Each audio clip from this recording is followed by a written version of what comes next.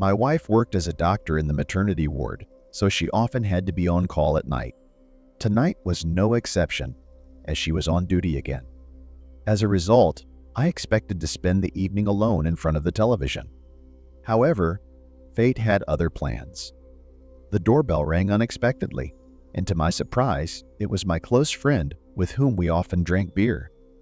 "It's me. Open up," he exclaimed. Behind him stood his wife, Victoria. I welcomed them into the house, and his wife kindly helped me set the table.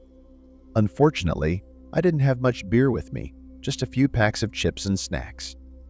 We poured the beer into glasses and were about to take a sip when my friend's cell phone beeped in his pocket.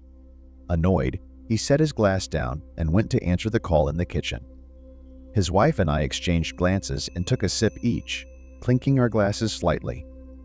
He had been absent for a long time. There was a loud argument coming from the kitchen, accompanied by my friend's occasional swearing. He returned to us in a furious state, expressing his displeasure. "This always happens to me. Just as I'm about to relax and have a beer, suddenly there's an urgent job," he complained. "What's wrong?" his wife inquired. "You see, honey, I have to go to work right away." "Again?" exclaimed the wife indignantly. "Then at least give me a ride home," she suggested, getting up. "No, my love, time is of the essence. I will go there as soon as possible." "What about me?" she asked in surprise. "Stay here for now. I think I'll be back in 2 or 3 hours." He quickly got up and left. I walked him to the door and returned to the table. "This is how it always is," his wife grumbled. We drink beer and talk about nothing. Gradually, the effects of the beer began to take its toll on us.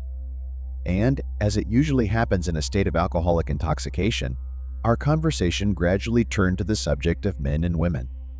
Victoria proved to be a skillful conversationalist and showed no signs of embarrassment. Soon I mentioned in passing that the passion between me and my wife had faded, but I dreamed of reviving this feeling. A little embarrassed, she confessed that her husband had also become distant because of work and fatigue, and she craved attention and affection. From her words, I realized that we needed to solve the problem in the truest sense of the word, and began showering Victoria with compliments, emphasizing her exceptional qualities and hinting that our problems could be easily solved. When we were alone in the room, it seemed almost momentous. Victoria smiled, thought for a moment, and agreed that we could help each other.